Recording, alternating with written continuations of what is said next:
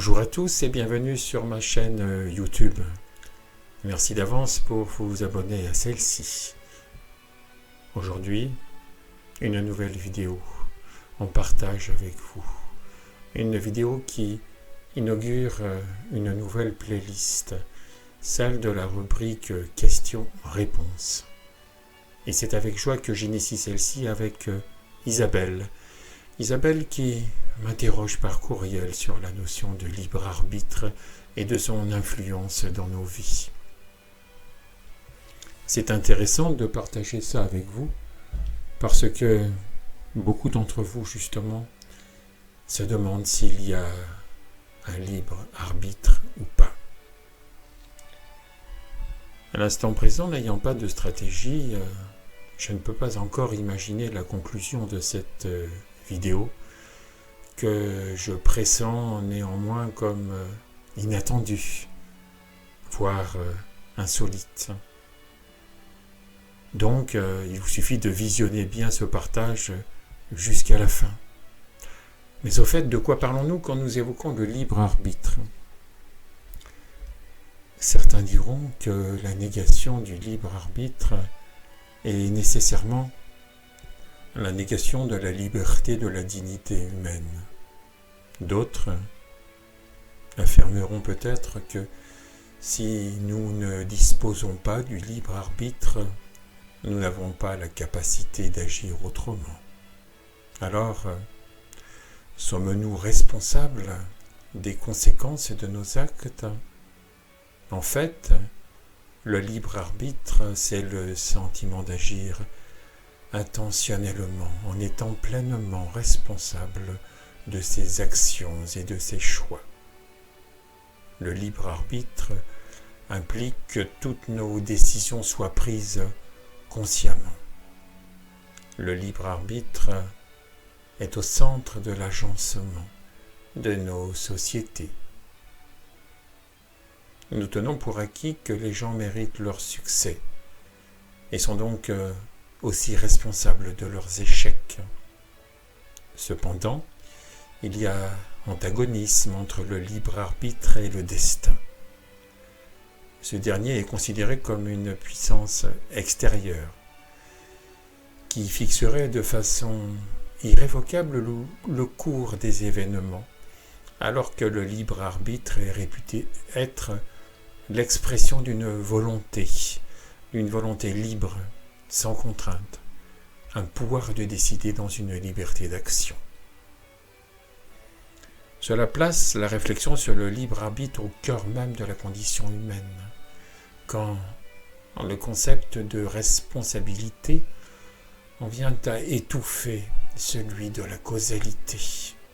Nos pseudo-civilisations rejettent à la fois l'idée d'une destinée ne pouvant être engendrée par le hasard et l'idée du libre arbitre, puisqu'il est désormais admis scientifiquement que l'ensemble de nos comportements serait suscité par tous les conditionnements reçus et puis traités par notre cerveau. Sans destin ni liberté, c'est toujours à autrui que l'on demande d'assumer la responsabilité de son mal-être, tant sur un plan individuel que collectif. Et sur un plan moral, cela vient contredire également l'arsenal législatif sur lequel se sont fondées nos sociétés pour tenter en vain d'établir les règles du vivre ensemble. Car avec la disparition du libre arbitre, c'est bien la notion de responsabilité individuelle qui passe à la trappe.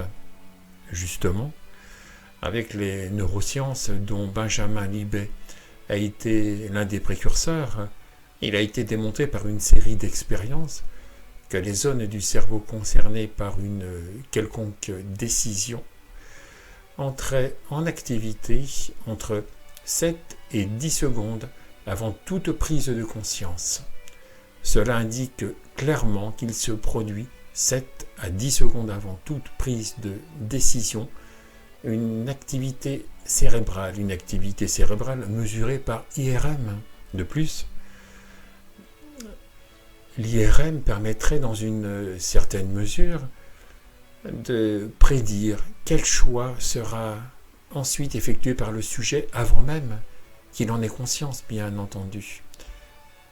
Ces activités cérébrales, ces chemins neuronaux, précèdent donc la décision de la conscience très très en amont. Cela remet en cause l'idée même d'une quelconque liberté de choix et valide bien évidemment l'existence d'un esprit au-delà des neurones.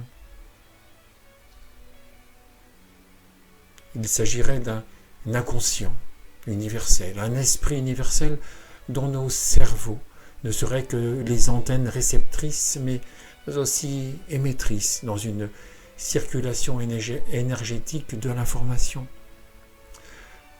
L'individu, se croyant séparé du tout, se drape alors dans la cuirasse de l'ego et se borne à interpréter l'information provenant de nos 5 sens tout en étant conscient que d'une toute petite partie des informations.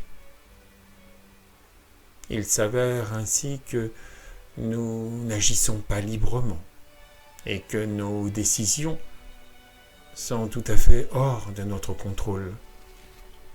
Mais pourtant, beaucoup de nos semblables s'estiment encore libres de leur choix.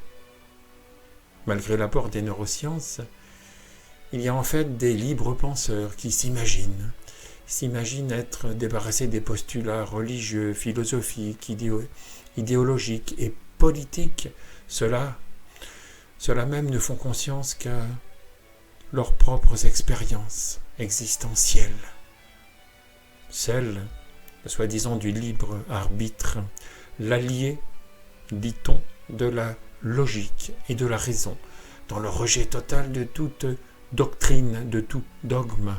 Néanmoins, cette attitude de refus constitue bien évidemment une nouvelle attitude dogmatique et contribue à distiller dans nos sociétés davantage de séparation, de division, au détriment du vivre ensemble, au moment même où il serait particulièrement opportun de faire ensemble cause commune. Alors il ne peut y avoir de libre penseur, c'est l'évidence. Et pourtant, tant de gens se pensent être une personne conditionnée bien sûr. Toute personne qui se prend pour quelqu'un de libre ne peut être libre.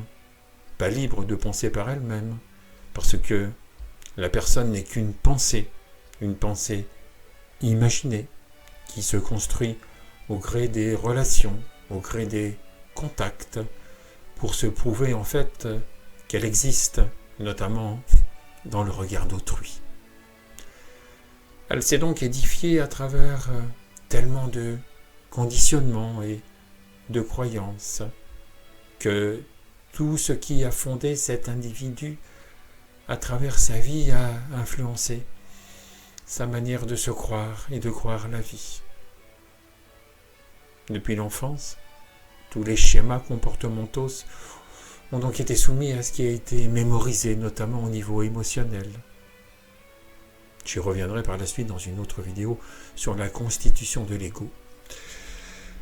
Ainsi, si nous prenons un exemple, imaginons une personne revendiquant un avis différent lors d'une réunion et qui même veut interrompre l'orateur. Eh bien, cette personne n'est pas libre, contrairement à ce qu'elle croit. Déjà, la personne en question réagit en fonction de ses croyances. Elle imagine avoir raison, ce qui est tout à fait relatif. Mais tout ce qui a fait cet individu, en tant que personne illusoire, bien sûr, ne lui appartient pas. Sa façon de voir le monde, plutôt son monde, c'est l'amalgame des idées des autres, des croyances des autres. Chacun se nourrit des croyances d'autrui, mais autrui aussi, comme c'est fractal. De plus, celui qui revendique est dans une posture réactive, et naturellement une réaction n'est pas une liberté, c'est aussi un conditionnement inversé. Ainsi, chaque individu n'est constitué que des idées des autres, des idées qui entrent en opposition lorsque l'ego défend son point de vue, des idées qui sont quelquefois amalgamées, des idées qui s'amalgament pour engendrer des groupes, des tribus, des partis, des communautés quelconques, ou même des nations qui revendiquent leur territoire géographique, territoire d'idées, bref, leur schéma de pensée. Mais pourtant l'histoire de l'humanité a tant de fois prouvé que les guerres qui ont ravagé les nations et endeuillé les familles se résument à des affrontements d'idées qui, de plus, n'appartenaient même pas aux protagonistes en question. On meurt donc pour des pensées agglomérées en idées, voire en opinions. Et cela est même légitimé dans le fonctionnement de nos institutions politiques, tant l'attachement au culte de l'opposition est encore la norme. Cela crée naturellement de la division. Cela crée naturellement de la séparation. Cela illustre le fait que la société est à l'image des individus qui la composent.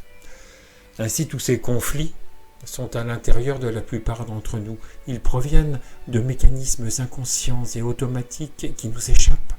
Alors, si nous ne connaissons de nous que les mécanismes automatiques inconscients issus des conditionnements qui ne nous appartiennent pas, eh bien, nous ne nous connaissons pas.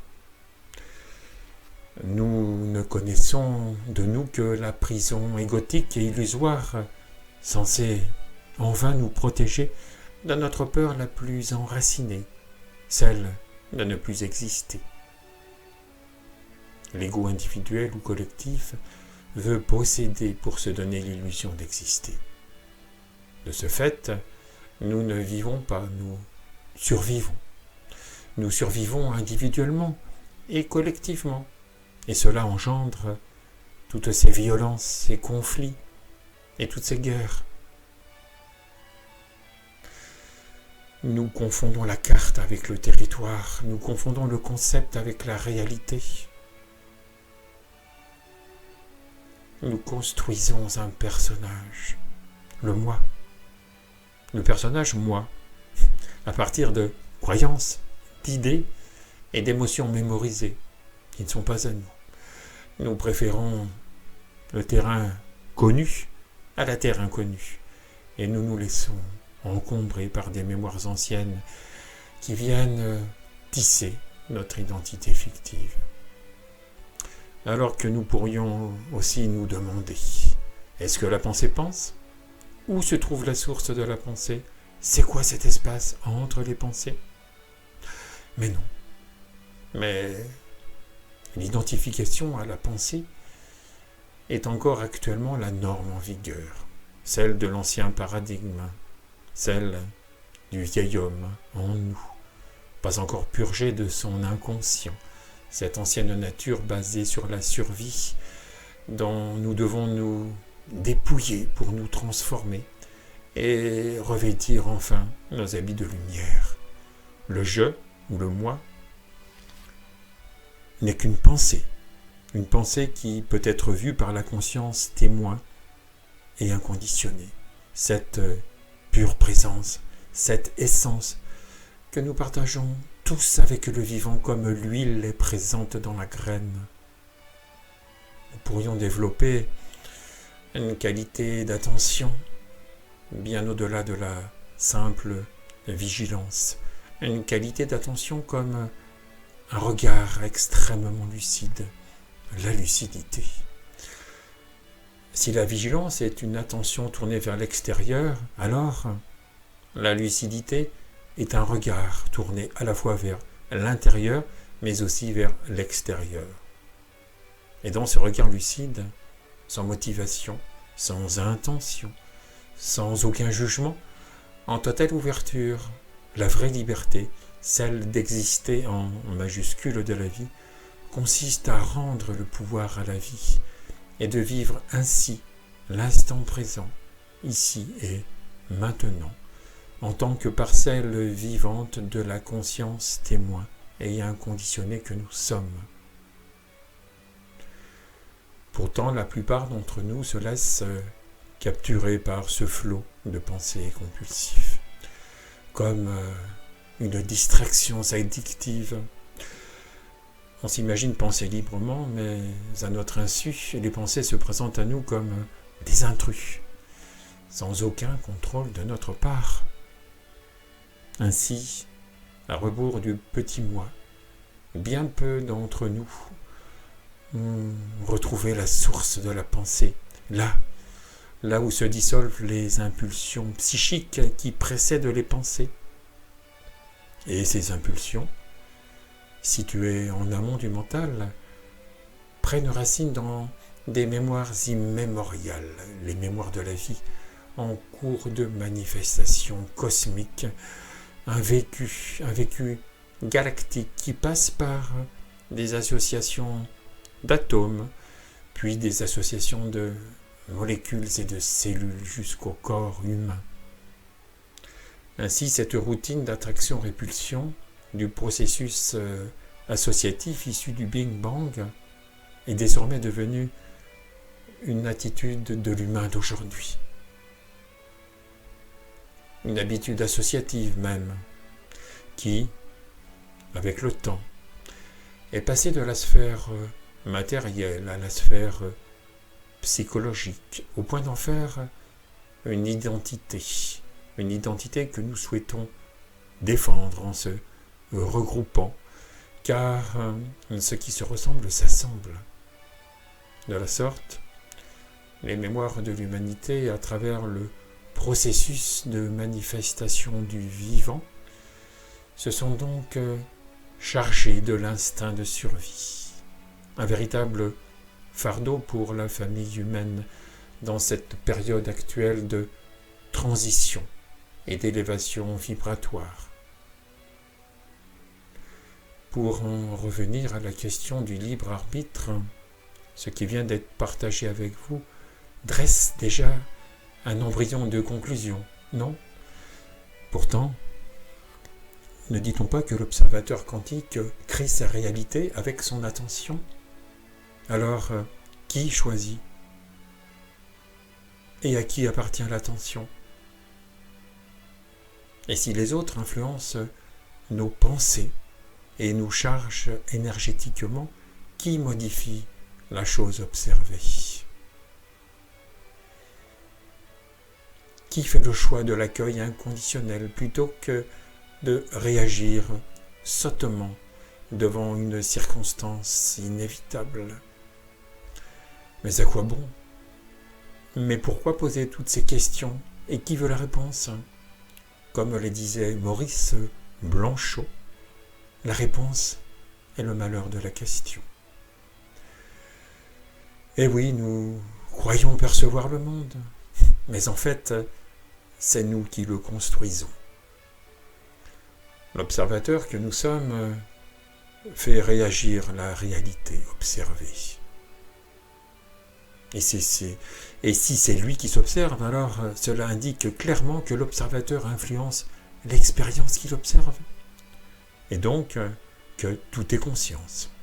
Tout est conscience, toutes les particules quantiques, mais aussi tous les atomes de l'univers, toutes les cellules de tous les êtres vivants. C'est comme une matrice, une conscience collective, universelle. Là, ici et maintenant, il est où le libre arbitre? Il est passé à la trappe ou bien il est en train de nous observer? Ainsi, le monde dans lequel nous vivons est généré par la perception que nous avons de lui, des attributs externes à nous-mêmes. En d'autres termes,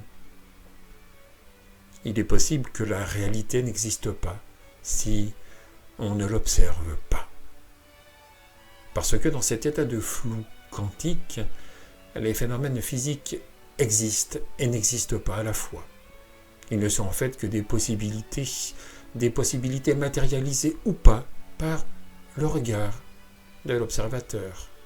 Ils sont donc vivants et morts à la fois, dans ce domaine de toute possibilité, où les états quantiques se superposent. Ce sont donc des ondes et des particules à la fois, ou pas. En d'autres termes, ils n'existent pas et ils sont tout à la fois. Comme le disait Ramon Campoamor, rien n'est vraiment faux, ni vraiment vrai. Chaque chose a donc la couleur du verre à travers lequel on la regarde. Alors cela démontre que la conscience affecte la matière. Pour chacun de nous, la conscience détermine les éléments physiques de notre réalité. De fait, ce n'est pas l'inverse comme on l'a toujours pensé de façon classique. Et cela implique naturellement que la conscience existe aussi au niveau quantique. Cela vient consolider l'idée selon laquelle l'esprit engendrerait l'effet sur la matière et non l'inverse.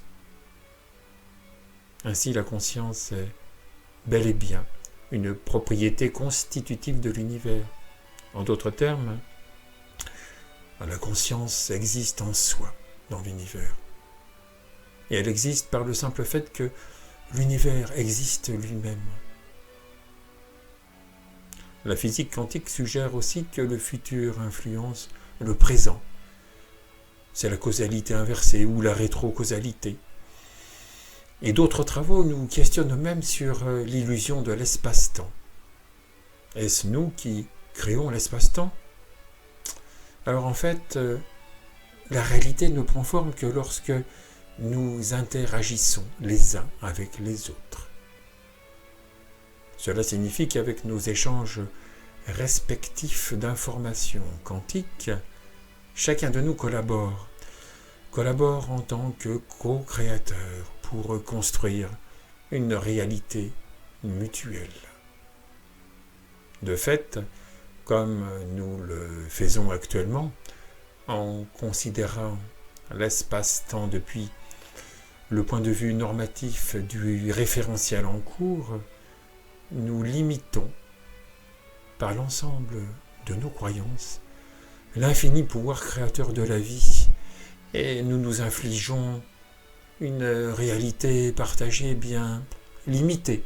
Et c'est un euphémisme quand on voit toutes ces séparations, toutes ces frontières, bref, toutes ces divisions qui mettent à mal l'unité, l'amour et l'abondance naturelle de la vie. C'est parce que nous sommes l'effet placebo que notre manière de croire engendre notre façon de voir.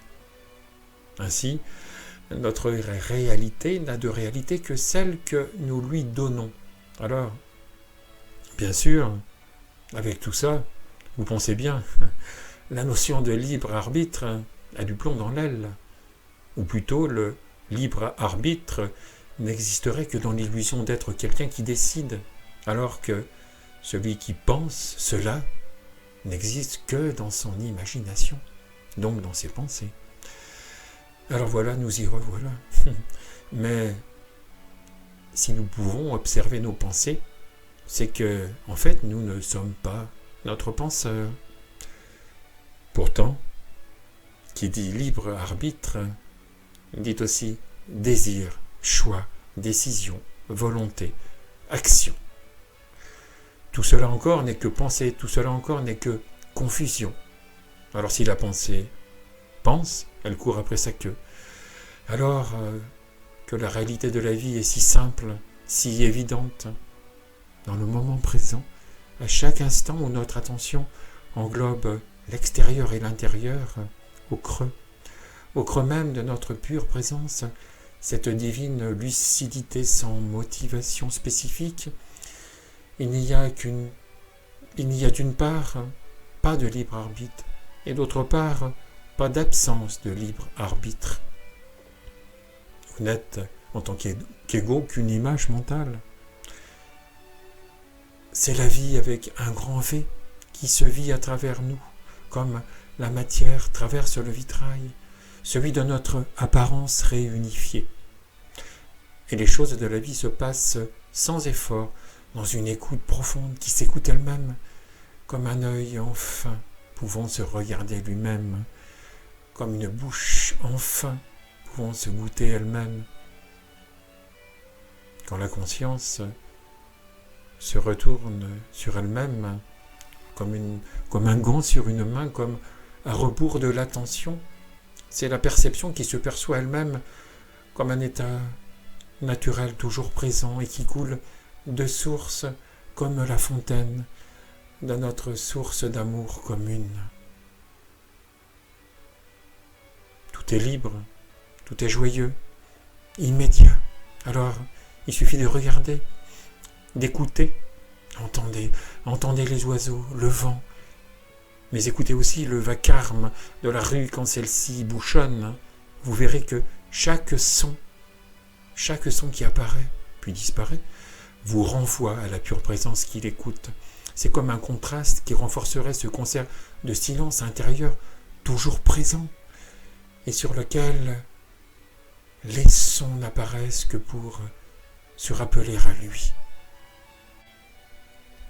C'est comme une caresse sonore, celle infinie de l'éternité qui s'en vient effleurer l'instant présent, comme dans un paradoxe temporel, là où dans votre écoute vous devenez connaissance, et paradoxalement vous êtes ouvert et disponible à toute connaissance qui pourrait venir vous inspirer. Quand la pure présence se révèle dans votre absence, le libre arbitre est une abstraction, un concept qui n'a plus cours dans la vivacité et dans l'émerveillement de ce rappel à soi, un éveil à sa vraie nature. L'éveil, justement, n'est certainement pas l'avènement d'un nouveau système de croyances. Il ne consiste pas à récolter des idées nouvelles que l'on fait siennes intellectuellement, du style « le libre arbitre n'existe pas », ou « nous sommes tous reliés », ou « la vie est une », ou « la conscience est la seule réalité ». Non, la conscience inconditionnée, cette faculté de percevoir ne se réveille pas. Elle est et a toujours été, et elle sera aussi toujours à jamais. Alors, soyons vrais, soyons ce que nous sommes, amour, paix, joie, sérénité. Bien sûr, les choix apparents du libre arbitre illusoire sont issus de nos conditionnements, et de la génétique, etc. On peut donc imputer ces décisions soit au destin, soit au libre arbitre, selon nos croyances respectives. Toutes les croyances sont vraies pour celui qui les croit. Même celui qui affirme ne croire en rien, eh bien en fait il croit ne croire en rien. Même la croyance que tout est croyance est encore une croyance. En fait, tout se superpose. Sur le plan de l'ego, le libre arbitre existe d'une façon illusoire. On peut juste avoir l'illusion de faire des choix encadrés par un destin fixé par l'âme. Il y a les besoins de l'ego et les désirs de l'âme. Nous sommes en fait vécus par la source de vie pour se découvrir, dans les deux sens de ce verbe découvrir, c'est-à-dire constater son essence et puis se dépouiller naturellement du connu. Et donc expérimenter in fine l'amour. Et c'est notre destin, car aimer, c'est le choix de la source. Alors devenons ces fontaines, éveillons-nous de cette amnésie, de cette anesthésie suscitée par le processus de manifestation dans la matière. Nous sommes en fait des êtres de lumière plongés dans une expérience humaine pour apprendre, justement, apprendre à aimer, en vivant totalement la sensation d'exister, qui est ce sentiment d'appartenir à un tout, plutôt que de passer notre vie à travers des schémas inconscients, automatiques et réactifs. En fait, l'individu se croyant séparé, non seulement perd sa vie pour la gagner, mais aussi il pense sa vie au lieu de la vivre. Que de gâchis. Dans l'éveil, les opposés s'épousent et la transcendance rejoint l'immanence. Alors, c'est l'évidence de l'expérience intérieure qui nous éclabousse de sa grâce. C'est une inconnaissance directe de ce qui est tel que c'est. Une véracité tellement puissante que toutes les expérimentations scientifiques ou même physiques sont naturellement superflues. Mais les mots aussi sont bien imparfaits pour tenter de partager l'ineffable. Aussi, même si ceux que j'emploie ici et maintenant sont ceux que la source m'inspire lors de cet échange avec vous, eh bien ces mots traversent quand même des caractéristiques qui me sont personnelles. Pour employer une métaphore, en la matière, je dirais que chacun de nous est un pigment particulier au sein de la gouache de la source de vie. Mais ce sont effectivement la variété des couleurs qui donnent son pigment et même son piment sur le tableau de la vie. Alors sur cette toile colorée, ensemble, il nous reste à explorer l'inconnu pour devenir des créateurs conscients, plutôt que de reproduire les limites du connu de génération en génération comme une photocopie à l'infini.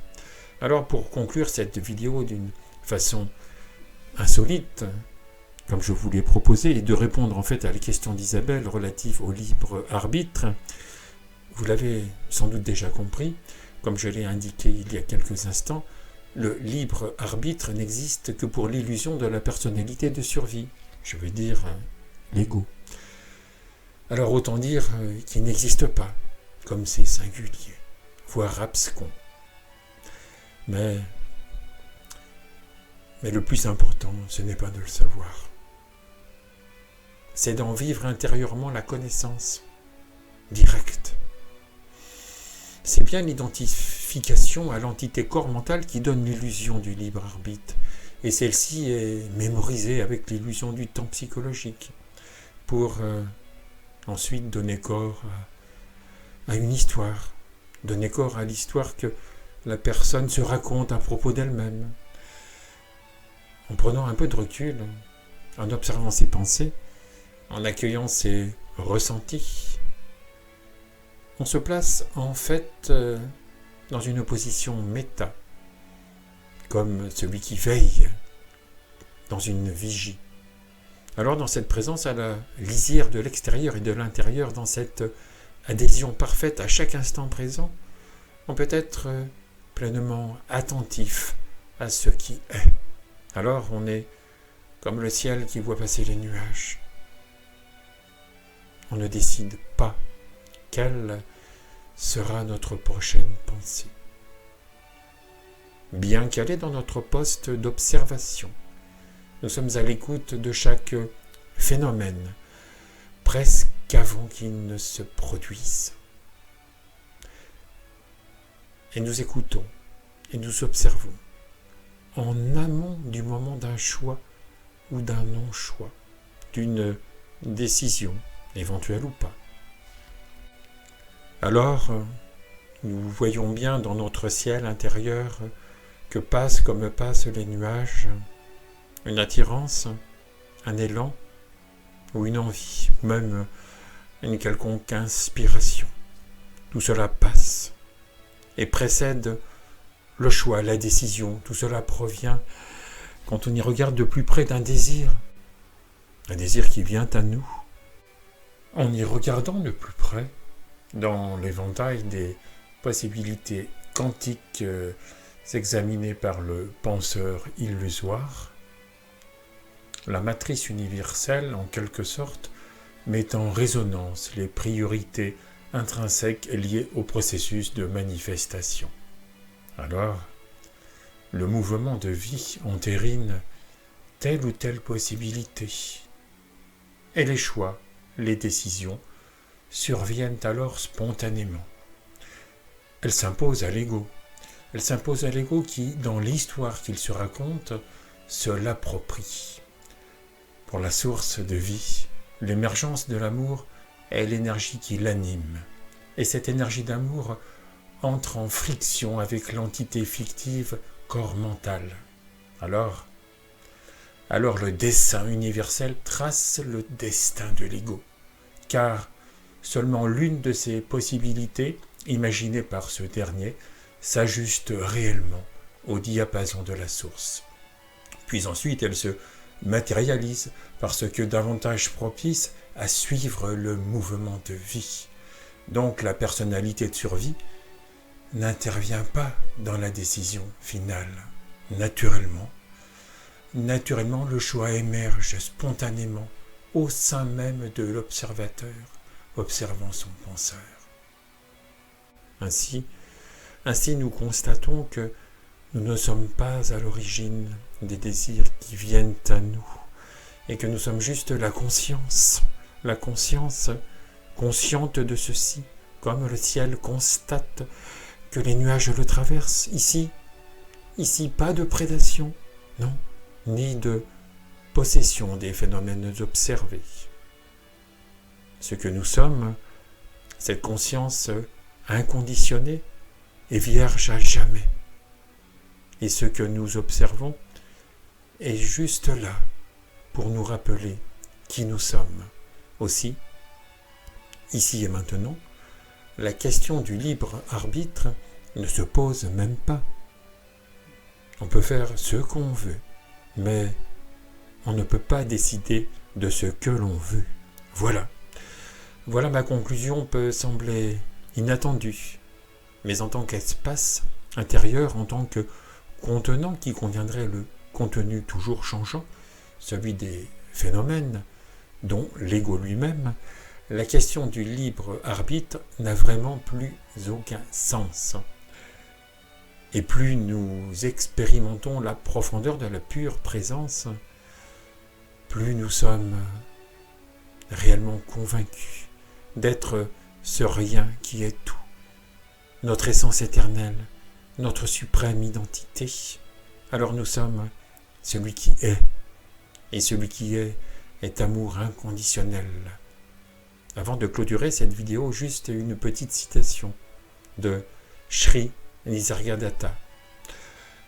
Ce dont vous avez besoin se présentera à vous dès lors que vous ne désirez plus ce dont vous n'avez pas besoin. Une bonne façon de lâcher prise est de ne plus s'approprier les impulsions psychiques qui nous traversent. Cette lucidité, au-delà de la vigilance, est l'un des leviers mis en action dans le programme d'éveil Mettre l'amour en action. Un programme quantique et transpersonnel, voire impersonnel, que je dispense bénévolement avec désir d'humanité. Parce qu'en fait, tout est déjà en vous. Vous êtes déjà ce que vous cherchez. Tout est là, à l'intérieur de vous. Alors nul besoin de courir de stage en stage, de collectionner les méthodes ou même les traditions. Nulle nécessité de développer la personne au risque d'accroître l'illusion de la personne. Bien sûr, il y a donc la voie directe et il y a aussi la voie indirecte. Cette dernière, pour moi, n'a pour objet que d'épuiser le pratiquant, d'épuiser le chercheur, son propre obstacle. Dans l'ouverture du cœur, plus d'efforts, non, juste un abandon à ce qui est tel que c'est, dans un immense oui à la vie. Alors, avant de vous quitter, je vous souhaite de prêter attention à l'amour en vous, comme écouter la vie en soi. Ainsi, mettre l'amour en action, c'est offrir son regard au regard de l'amour. Merci pour votre écoute. Et n'oubliez pas de vous abonner à ma chaîne YouTube. Je vous dis à bientôt. À bientôt pour de nouvelles vidéos.